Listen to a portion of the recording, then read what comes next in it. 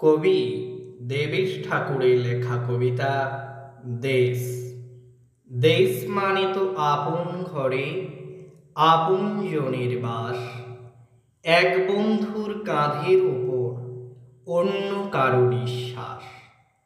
দেশ মানে তো নানান ভাষায় নিবিড় ভালোবাসা, অজানাকে জানার বলে উজান স্রোতে ভাষা।